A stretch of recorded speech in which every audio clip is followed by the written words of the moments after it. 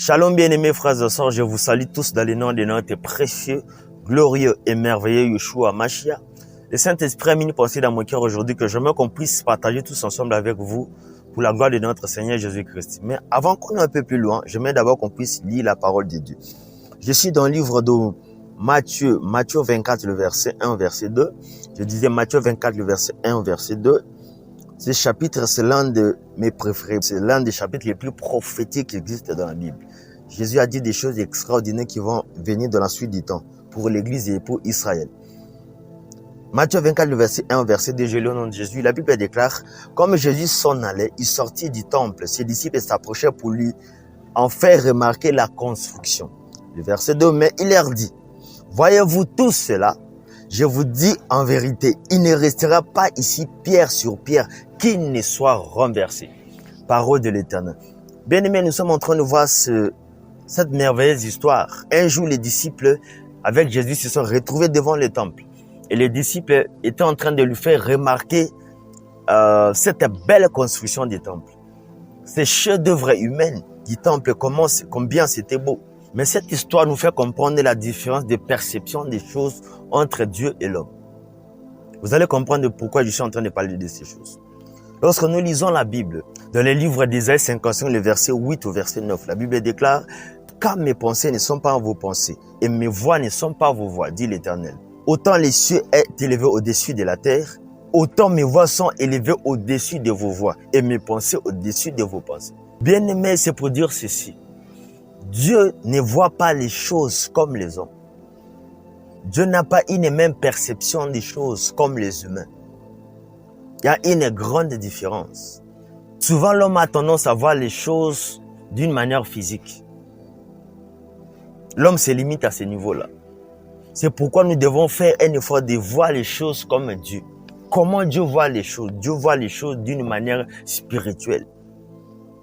Bien, mais tout ce que nous voyons, ce n'est pas nécessairement ça, la vérité.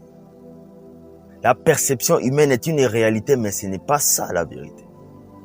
Alors voilà pourquoi nous devons faire un effort de voir les choses spirituellement comme notre Dieu. Nous devons ôter ces voiles-là de nos yeux, afin de voir les choses comme Dieu voit. Alors, dans cette histoire du temple, l'œil humain a vu une belle construction. L'œil humain a vu une belle structure. C'était tellement splendide. C'était tellement beau. C'était tellement somptueux. Mais la réponse de Jésus par rapport à ces remarques, c'est ce qui est un peu bizarre. Et Jésus, à son tour, il leur répond ceci. C'est bien le beau tout ça. Vous voyez tout ce que vous voyez ici.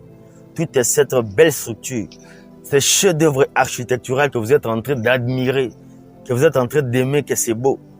Jésus dit que c'est juste une question de temps. Il ne restera pas pierre sur pierre qui ne sera renversé. Tout ce que vous admirez ici, ça sera complètement détruit. Eux, ils voyaient la beauté resplendissante d'un bâtiment, d'une structure.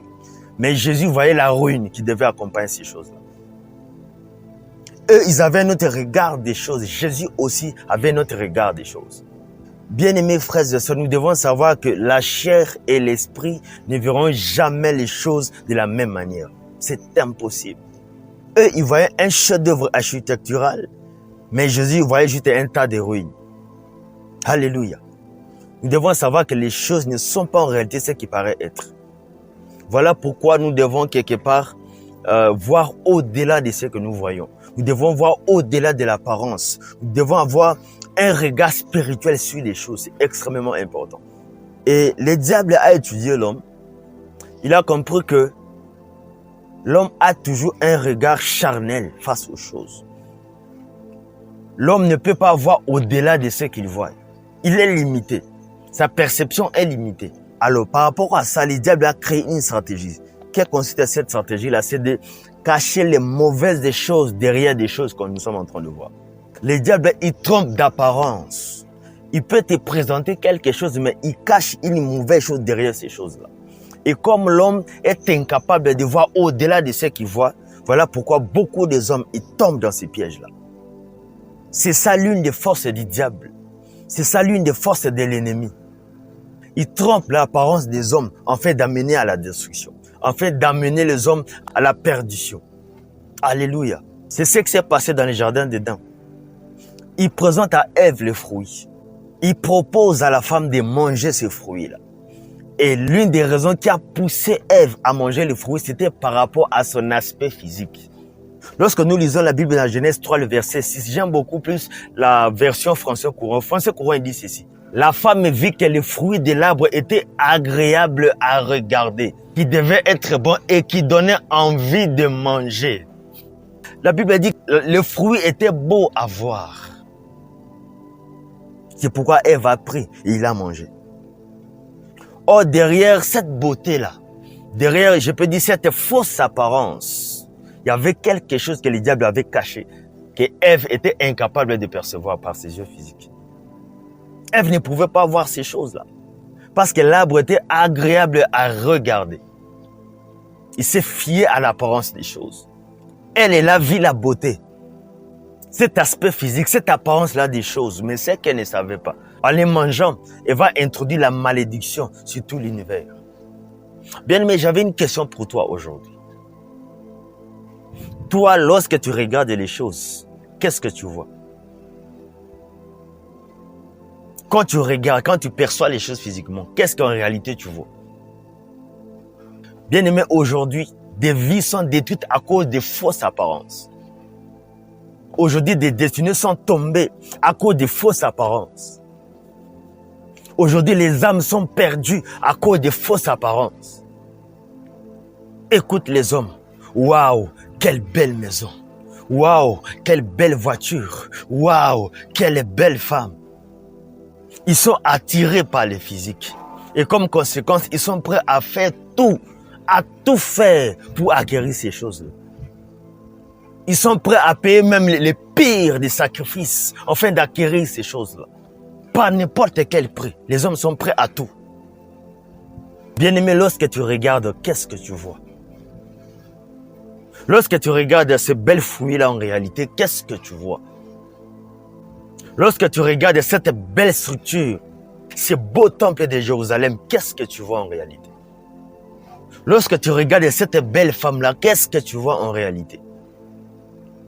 Lorsque tu regardes cette belle voiture-là, qu'est-ce que tu vois? Ma prière pour toi, c'est que Dieu puisse t'ouvrir les yeux spirituels afin que tu puisses voir les choses telles qu'elles sont. Que Dieu puisse te faire cette grâce-là. Bien aimé, il y a une réalité, c'est que nous connaissons tous que le ciel est plus glorieux que la terre, même si on n'a jamais vu le ciel, mais par révélation. Mais nous savons que le ciel est plus glorieux que la terre. Et le diable connaît ces choses-là. Il sait qui est Jésus. Bien aimé, Jésus, c'est Dieu lui-même en chair. C'est lui le créateur du monde. Jésus, c'est lui là El Shaddai qui s'est manifesté en chair. Le diable le sait très bien. Le diable, il sait que Jésus, c'est lui qui l'a créé. Il sait très bien que Jésus est d'origine céleste. Il est d'origine divine. Il vient du ciel. Mais Satan tente quand même de lui présenter une fausse gloire terrestre. Il tente quand même de lui présenter une fausse gloire de ce monde pour lui séduire. Il a tenté quand même. Il a dit seulement, si seulement tu m'adorais, je te donnerai tout ça. Il a tenté quand même. Aujourd'hui, les âmes sont détruites. Les âmes vont en enfer pour de fausses gloires qu'ils voient. Aujourd'hui, les gens sont détruits. Ils vendent leurs âmes pour de fausses gloires du monde. Ils sont en train de vendre quelque chose d'éternel contre quelque chose qui est matériel, qui est voué à la disparition, qui est voué à la destruction.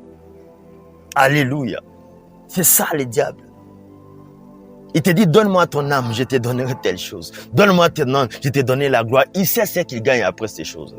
La gloire est temporaire. Personne même ne peut vivre même 200 ans. C'est impossible, même 200 ans. Personne. Détrompe-toi. Derrière cette gloire-là que tu es en train de voir, c'est la perdition qui t'attend à la finalité. Ce n'est que ça. Derrière cette belle femme-là que tu es en train de courir, il y a quelque chose que le diable est en train de chercher, mais que toi, tu ne vois pas. Derrière cet argent-là que tu veux vendre ton âme, il y a quelque chose que le diable est en train de te réserver. Et derrière ces plaisirs sexuels-là que toi, tu cours, il y a quelque chose, il y a la mort qui t'attend. Mais la pornographie, n'est-ce pas que ça te fait du bien? Des films à caractère sexuel, ça te fait du bien. Des photos dénudées de femmes, des garçons musclés, ça te fait du bien. Derrière la masturbation là qui te procure du plaisir, il y a des choses spirituelles que tu es en train de faire que tu ne comprends pas.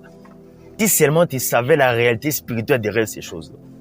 Le jour où tu sauras que pendant que tu fais cet acte-là, tu es en train de coucher avec un vieux démon de plus de 2000 ans, un démon manche. Si seulement tu comprenais ces choses, mais peut-être tu ne le feras plus jamais. Si seulement tu savais avec qui tu es en train d'entrer en alliance. Bien aimé, derrière chaque union, derrière chaque accouplement, il faut qu'il y ait une production. Ça, c'est un principe des choses. Et pendant que toi, tu fais ces choses-là, si seulement tu connais combien des enfants que toi, tu as dans le monde spirituel, dans le monde des ténèbres. Si seulement tu savais combien des enfants chaque fois que tu le fais. Il y a certaines personnes qui sont célibataires, mais ce sont des patriarches dans le monde spirituel. Ils ont plein des enfants avec des démons. Ils ont créé tout un royaume, mais ils ne savent pas. Ils sont en train de se procurer du plaisir. Bien aimé, que Dieu puisse nous ouvrir les yeux, afin que nous puissions voir en réalité qu'est-ce qui se cache derrière ce que nous percevons physiquement. Que Dieu puisse nous faire grâce. C'est bien les soirées arrosées avec des bières, avec de belles femmes, avec de belles voitures. Si seulement tu savais ce qui cachait derrière ces choses. L'ignorance. Bien aimé, la Bible déclare dans le livre de 2 Corinthiens 11, le verset 14, que le diable, il se transforme en ange de lumière. Avant, il était un ange de lumière, mais il a été déchu. Il a été déchu de sa position. Il est maintenant devenu un ange de ténèbres, mais il peut se transformer en ange de lumière. L'apparence est trompeuse. Tout ce que tu vois, c'est pas ça la vérité. C'est la réalité, mais ce n'est pas la vérité. Alors, pour voir les choses comme Dieu, pour percevoir les choses comme Dieu, il faut juste être rempli du Saint-Esprit. Il faut juste être rempli du Saint-Esprit pour connaître la vérité. Seul le Saint-Esprit peut te montrer le chemin. Seul le Saint-Esprit peut ouvrir les yeux de ton intelligence. Seul le Saint-Esprit peut illuminer ton intelligence. Alléluia. Voilà pourquoi nous devons beaucoup plus nous confier au Saint-Esprit. Ne sois pas charnel à tout moment. Telle chose tu pars, telle chose tu touches, telle chose tu fais. Tu ne sais pas ce qui est derrière ces choses. Jésus a dit que ce beau temple que vous voyez, c'est un tas de ruines que moi je suis en train de voir. Ces fruits que Ève était en train de voir, c'était la malédiction qui était cachée derrière ces choses. Bien aimé, que le Saint-Esprit puisse t'éclairer. Que le Saint-Esprit puisse illuminer les yeux de ton esprit. Que ces voiles-là puissent tomber. Que ces écailles-là de tes yeux puissent tomber dans le nom de Jésus. C'est ça la stratégie de l'ennemi. Mais prie pour que Dieu puisse t'ouvrir les yeux spirituels, afin que tu puisses voir la réalité des choses. Que Dieu te bénisse.